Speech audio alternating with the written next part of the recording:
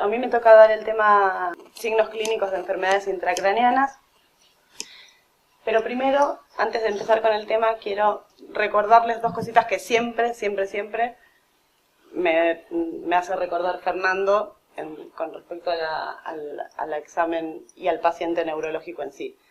Por un lado, la importancia de la reseña y la anamnesis, fundamentalmente de la anamnesis, porque ahí vamos a poder ver la forma de presentación y la evolución de las enfermedades, que de hecho en este tipo de enfermedades que vamos a tratar hoy es bastante importante para poder orientarnos un poco más en el diagnóstico. Y por otro lado, recordar que el sistema nervioso no da signos clínicos por enfermedades particulares en general, sino por área afectada. Entonces, cualquier enfermedad que afecte una área determinada del sistema nervioso nos va a dar un conjunto de signos clínicos, ¿sí? Entonces, tenemos que acordar que las enfermedades, obviamente las enfermedades intracraneanas son las que dan signos clínicos por delante del foramen magno, y ahí mismo, dentro de la región intracraneana, tenemos separadas subregiones, ¿sí? Por un lado el área supratentorial, y por otro lado el área infratentorial. Se dividen entre sí por una línea imaginaria porque pasa por el tentorio membranoso del cerebelo, ¿sí? En el área supratentorial tenemos ubicados los hemisferios cerebrales, el tálamo y los núcleos de la base. En el área infratentorial tenemos el tronco encefálico, con los núcleos y la salida de los nervios craneanos, las áreas vestibulares y el cerebelo, ¿sí? Signos clínicos supratentoriales. Las modificaciones en el comportamiento y en el sensorio, las crisis cerebrales, las marchas en círculos, las torsiones cefálicas, hemiparesias y tetraparesias asimétricas, cegueras, deficiencias en la sensibilidad facial, alteraciones pupilares y apoyos de la cabeza contra objetos, ¿sí?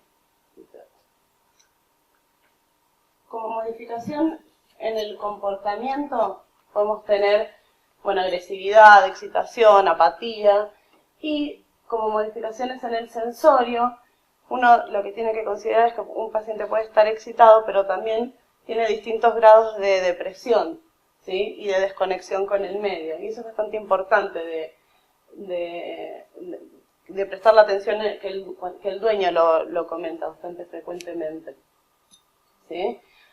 Cuando uno, es bastante sencillo cuando uno recibe el paciente que está con un grado máximo de depresión, ¿sí? Y entonces ahí uno dice, bueno, este paciente está estuporoso o está comatoso.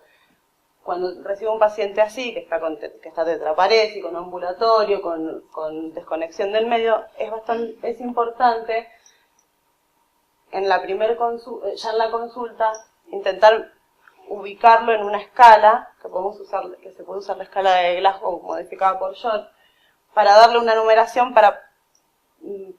según el estado de conciencia del animal, según los reflejos de tronco encefálico, fundamentalmente los reflejos pupilares y los oculocefálicos, y según las respuestas motoras que tenga el animal. La escala tiene distintos valores, y según la suma de esos valores que uno, según la evaluación que le haga al paciente, obtiene, uno puede decir, bueno, este paciente está con tal número en la escala de Glasgow, tiene un mejor pronóstico o no. Y es importante considerar que un paciente con una escala de Glasgow menor a 8 es un paciente con aumento de presión intracraneana, es un paciente grave, ¿sí? Y el pronóstico es bastante complicado, ¿sí? Dentro de las crisis cerebrales tenemos que considerar las crisis parciales simples, como la del gatito acá.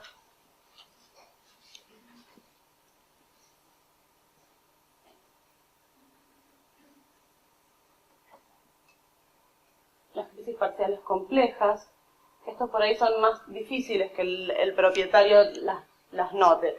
Generalmente cuando vemos esto en el consultorio, el propietario te dice, no, sí, hace un montón, o lo hace siempre, y no lo tienen en consideración. Y con respecto a estas tipo de crisis, no sé si se ve bien, el paciente está levantando el miembro torácico derecho, y está con ataxia, en un momento se agazapa y levanta las manitos, ¿sí? Y los dueños lo llaman y no responde para nada, ¿sí? No es una típica convulsión tónico-clónica, que tal vez en esas crisis cerebrales el dueño ya llega al consultorio y viene y te dice, el perro tiene convulsiones, pues son más fáciles de reconocer, ¿sí? Por ellos. Estas por ahí no tanto, ¿sí?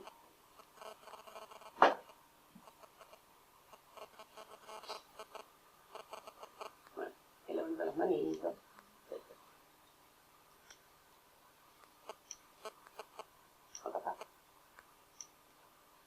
Las convulsiones todas las conocemos, las tónico-clónicas generalizadas. Cuando estaba haciendo la presentación me di cuenta que no tengo videos de convulsiones tónico-clónicas porque el dueño no llega nunca, en general, a filmarlo. Pero de ellos, en general, uno le pregunta, le pide que hagan la mímica y lo hacen bastante bien y uno se puede dar cuenta que es una convulsión, ¿sí? Otro signo es la marcha circular hacia el lado de la lesión, ¿sí? Primero, en general, empiezan en círculos grandes, después se van achicando con el correr del tiempo. Esto es un trastorno comportamental, ¿sí? Y una marcha bastante característica, que es de afección frontal, es una marcha circular y con el miembro contralateral hacen como si fuese, lo cruzan por delante del miembro para el que están dando la vuelta, ¿sí? Eso es de afección frontal, bastante característica, ¿sí? Por otro lado, la torsión cefálica hacia el lado de la lesión, con su máxima expresión en el pleuróstono, ¿sí? También es una característica de afección frontal. Este cachorrito claramente no tenía un problema inflamatorio, pero bueno, ni neoclásico, pero sirve para...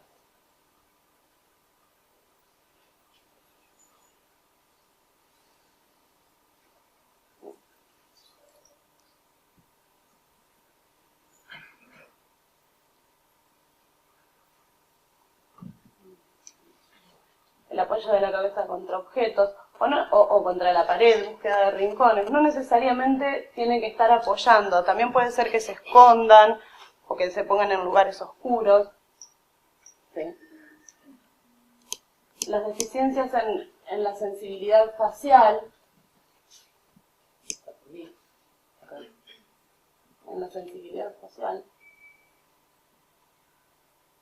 con conservación, por supuesto, de los reflejos, tanto del reflejo palpebral como del reflejo corneal y del reflejo maxilofacial.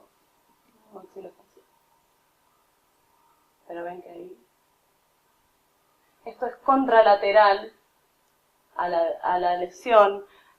Es importante diferenciar de una afección del nervio trigémino, ¿sí? Después lo vamos a ver, que es el que da la sensibilidad justamente en la cara y el reflejo. Bueno, las cegueras y alteraciones pupilares, en general, para esto, ahora vamos a recordar un poquito el tema de la vía del reflejo pupilar y la vía visual, para que podamos ubicarnos en qué área del cerebro vamos a estar teniendo el problema, o de la retina o de los nervios, ¿sí? El hipopupilar es un signo supratentorial también. Esto por ahí es un poco más difícil de encontrar, que es con una iluminación constante de la retina, del ojo. Hay una contracción de la pupila.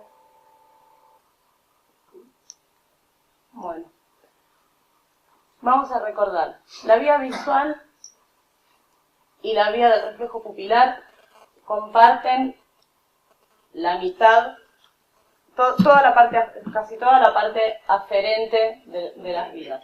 Por un lado la retina, el nervio óptico, el quiasma óptico y el tracto óptico, ¿sí? Ya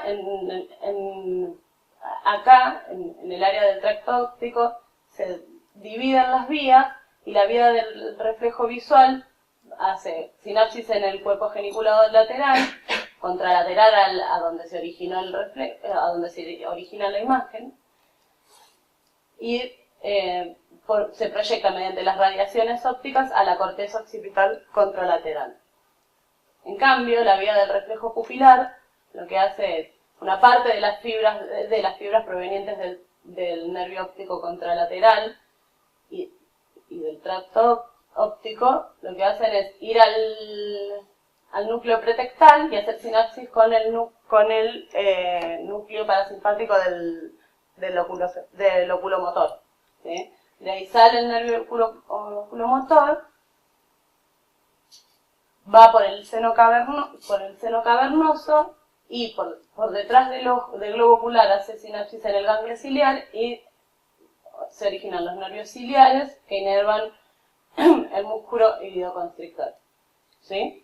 Entonces, cuando uno alumbra el ojo, entra el haz de luz y vuelve por el lado contralateral, ¿sí?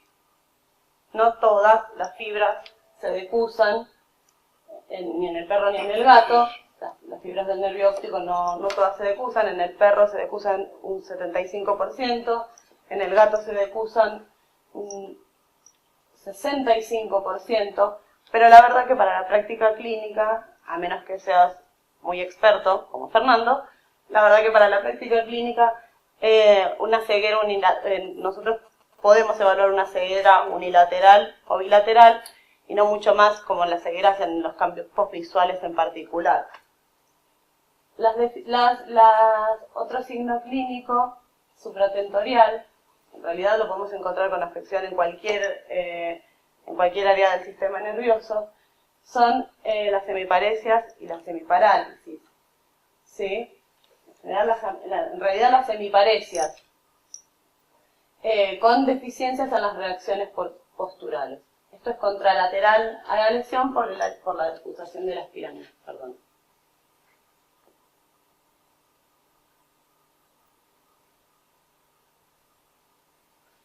Para poner de manifiesto las hemiparesias en un paciente, usamos las reacciones posturales, ¿sí? La acomodación propioceptiva, la acomodación en táctil y visual, la prueba del salto.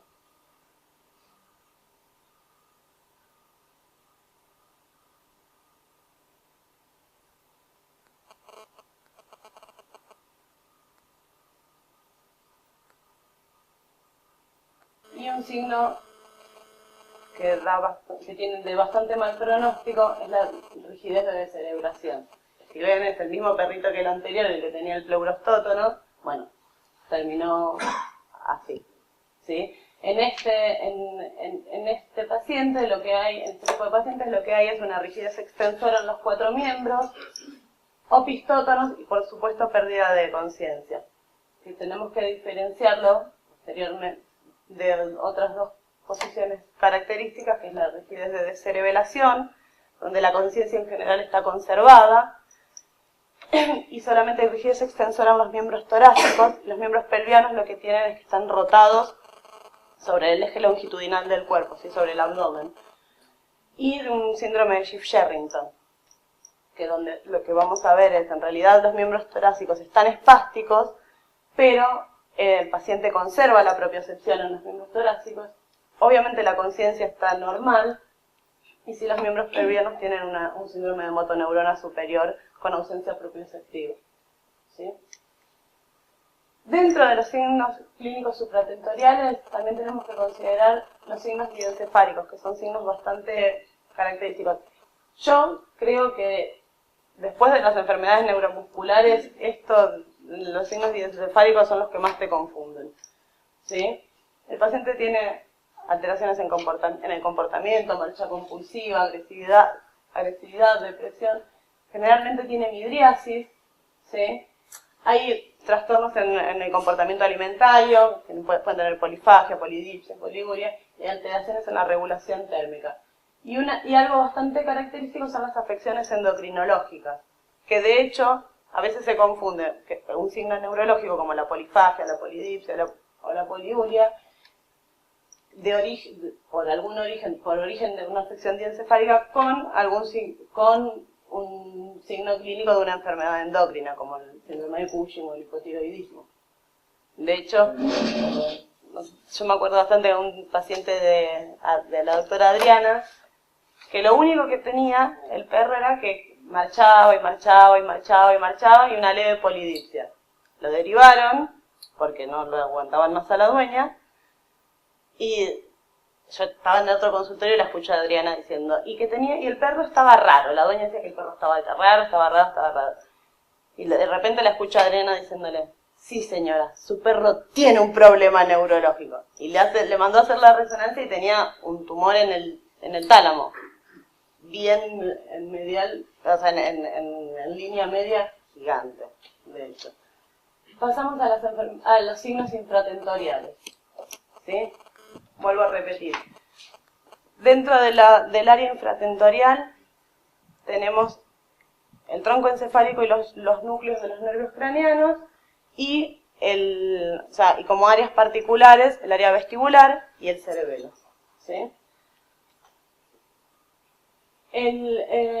Los signos de tronco encefálico son ipsilaterales a la lesión, ¿sí? Tenemos parálisis o parecias de los nervios craneanos, anormalidades en el sensorio, otra vez, anormalidades cardiorrespiratorias, porque es donde están obviamente los centros cardíacos y respiratorios centrales, deficiencias por hemiparesias ipsilaterales, deficiencias en las maniobras posturales, bueno, y el síndrome de narcolepsia catalepsia, que en realidad lo puse porque, no sé, en realidad creo que no es una afección que esté originada por ningún grupo de las enfermedades que vamos a tocar hoy, ¿sí? Dentro de la parálisis de los nervios craneanos tenemos que considerar los primeros, el tercero, cuarto y sexto par, que lo hacemos evaluando la posición del globo ocular y los reflejos fotopupilares, y si hay anisocoria o no, ¿sí? Que nos van a dar estrabismos con distinta dirección. La afección del tercer par da un estrabismo ventrolateral.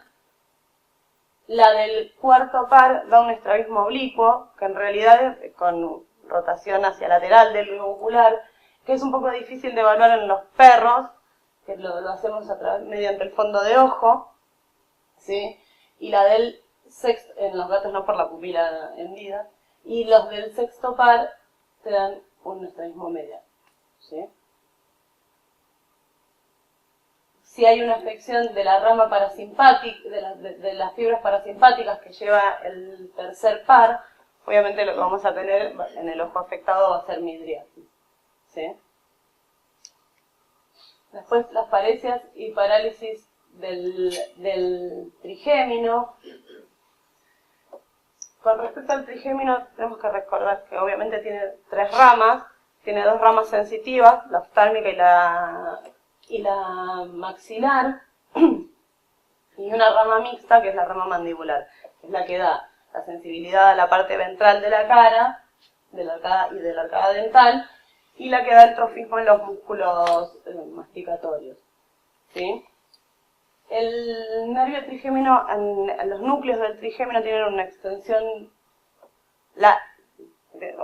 tienen una gran extensión en el tronco encefálico, Con lo cual, cuando nosotros tenemos un paciente que tenga afectadas las 3 ramas del trigémino, ahí sí, siempre hay que considerar que es una afección no de tronco encefálico, sino que es una afección de nervio periférico. Eso no quiere decir que no sea una afección intracraneana, pero es de nervio periférico, ¿sí? Porque una afección de tronco de los núcleos del trigémino, de los 3 núcleos, de todos los núcleos del trigémino, sería incompatible con la vida del animal, ¿sí? Los signos clínicos de una afección del trigémino son, obviamente, pérdida de la masa muscular, de los músculos temporales, va a tener abolido el reflejo palpebral y el reflejo corneal, generalmente tiene una úlcera neurotrópica, tienen úlceras neurotrópicas en la córnea, úlcera en el lado interno de los carrillos, y obviamente no tiene sensibilidad del reflejo maxilopalpebral, ahí está, maxilopalpebral está abolido. Con este es con el que tenemos que diferenciar con la pérdida de sensibilidad facial cuando hay una afección supratentorial. Obviamente, una afección del trigémino da una afección ipsilateral a la lesión, ¿sí? Y cuando es periférico, el reflejo no está, ¿sí? En una afección cerebral sí está el reflejo. Las parálisis, bueno, del nervio facial, donde el paciente, estas son bastante comunes, donde el paciente tiene ptosis del pabellón auricular, ptosis del carrillo también, ausencia de reflejo palpebral, corneal y de respuesta de amenaza por una afección del plexo facial, porque es el que da la vía eferente para todos estos reflejos, ¿sí? Puede haber úlceras por queratitis seca, por una deficiencia en la secreción lagrimal, porque el nervio facial lleva fibras parasimpáticas para las glándulas, ¿sí? Bueno, después vamos a ver, el facial se asocia bastante con afecciones vestibulares.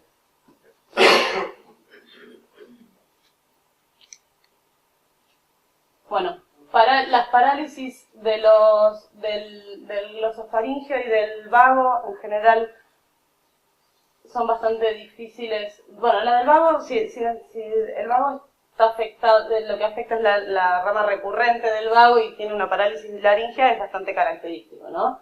Con dificultad respiratoria, cianosis, y cuando le hacemos la laringoscopía no hay movimiento de las cuerdas vocales, ¿sí? Pero las alteraciones del vago son bastante difíciles de ver, puede traer anormalidades cardíacas, ¿sí? Por la afección del seno carotidio, hay como síncopes, pueden ser dolorosas, de hecho pueden ser bastante dolorosas tanto como las del trigémino, ¿sí? Y eso trae también un cuadro sincopal, ¿sí? Por un reflejo vagal. Y las alteraciones del hipogloso, este paciente tenía antes, que lo que hacen es dar, obviamente como el hipogloso inerva la musculatura lingual, se produce una atrofia de la lengua, del mismo lado que está lesionado. Este perro aparte tenía un horno.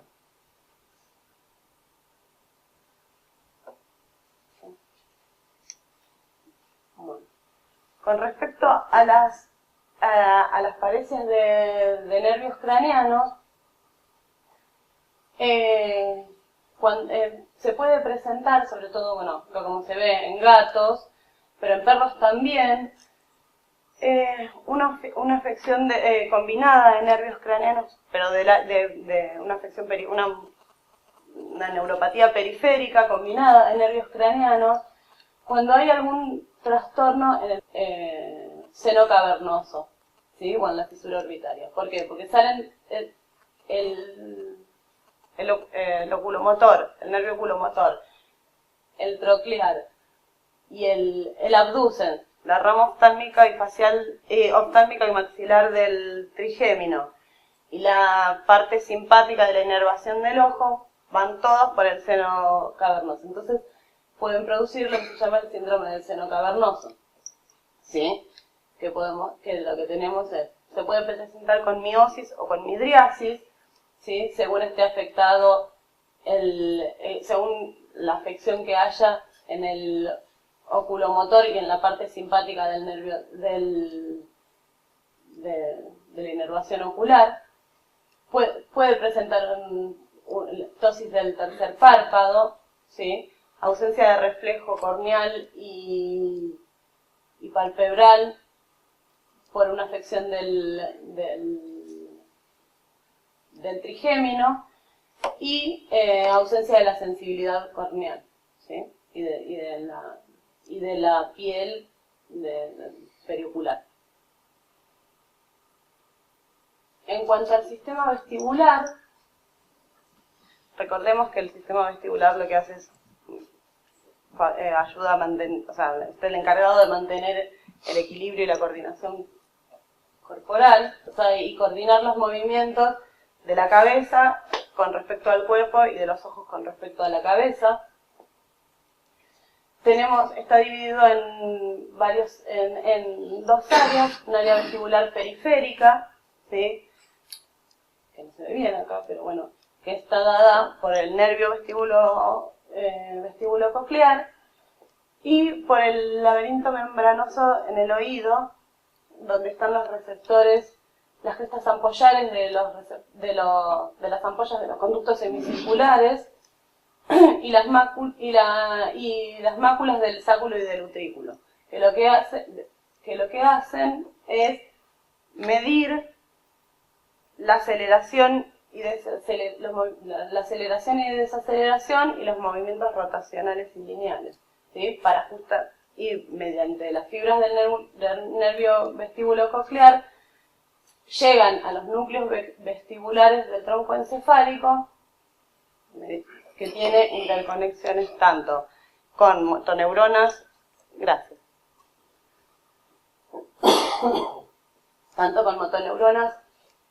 de los nervios espinales, como con motoneuronas de los músculos extraoculares y con el cerebelo, ¿sí? Entonces, los signos clínicos de un síndrome vestibular, vamos a tener ataxia, marcha circular, rotación cefálica hacia el lado de la lesión, que es diferente a la torsión cefálica. La torsión es el paciente corre la cabeza intentando mirarse el flanco, y la rotación es el paciente da vuelta a la cabeza en el eje longitudinal del cuerpo y lo que hace es ver dirigir la oreja hacia el piso, ¿sí? La rotación cefálica es un signo vestibular puro.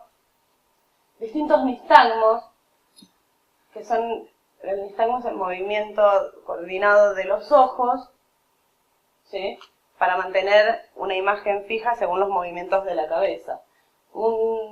Hay un nistagmo fisiológico, que son 2 golpes, pueden ser hasta 2 golpes de nistagmo, que tiene una fase lenta en contra del movimiento de la cabeza y una fase rápida a favor del movimiento de la cabeza.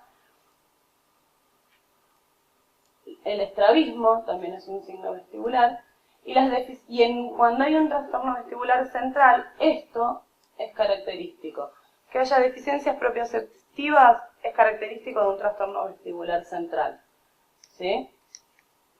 Bueno, de hecho, cuando tenemos un paciente con signos vestibulares y los localizamos, o sea, y decimos que es un síndrome vestibular central, ¿por qué? Porque su nistagmo es vertical, que es un signo inequívoco de un trastorno vestibular central, o su nistagmo es desconjugado, que tiene diferente orientación entre un ojo y el otro, o el nistagmo cambia de posición con cambiar de posición al paciente, o tiene deficiencias propioceptivas.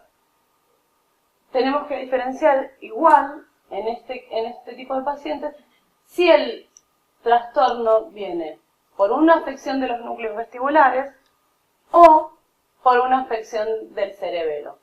¿Por qué? Porque el cerebelo, al estar formando parte del complejo vestibular, puede dar un síndrome vestibular paradojal, ¿sí?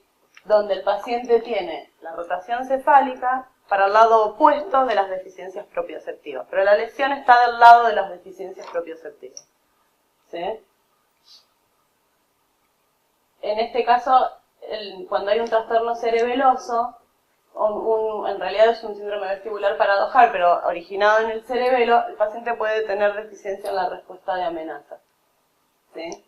Porque la respuesta de amenaza tiene una integración a nivel cerebeloso.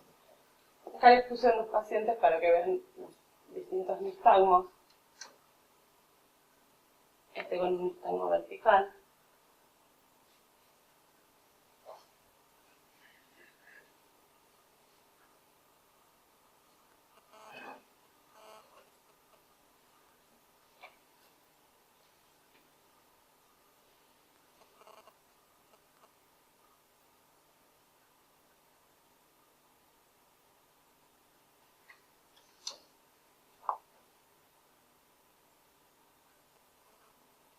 Que aparte de la parálisis facial,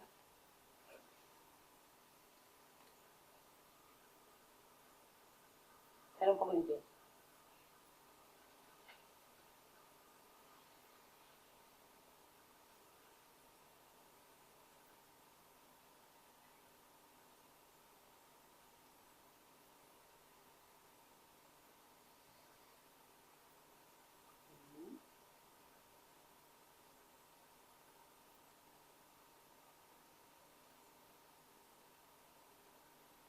Tiene un nistagmo horizontal.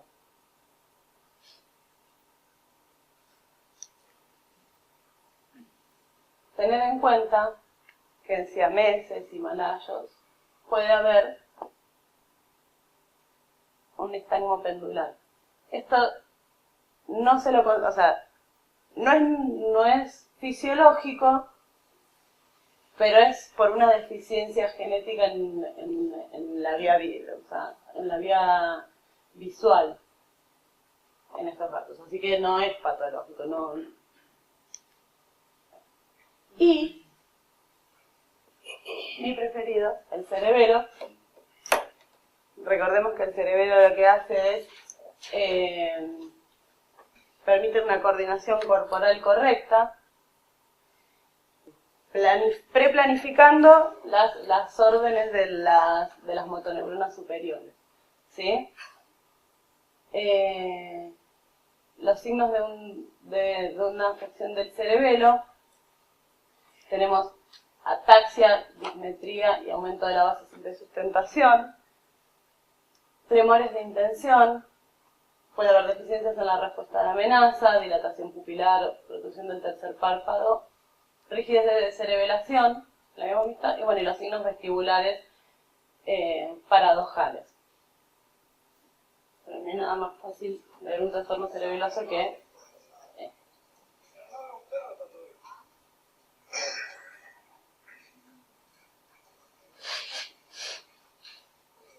generalmente la dismetría se caracteriza por hipermetría,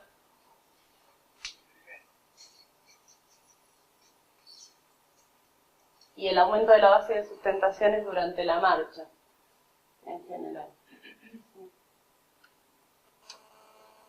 Y en este era bastante, o sea, no se veía tan bien que era un trastorno cerebeloso. Pero si ven, empieza en los miembros pelvianos, cuando se levante,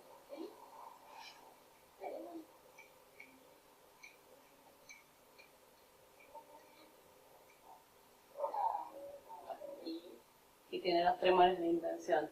Tremores de intención son esos movimientos coordinados.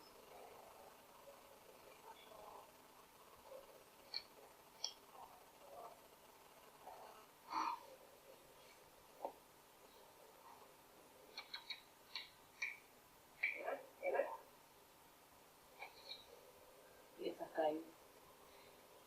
Es importante tener en cuenta que los pacientes con trastornos cerebelosos no tienen deficiencias en la reacción, en la propiocepción, ¿sí? Pero sí movimientos exagerados. Bueno, eso es todo lo que tengo para decir.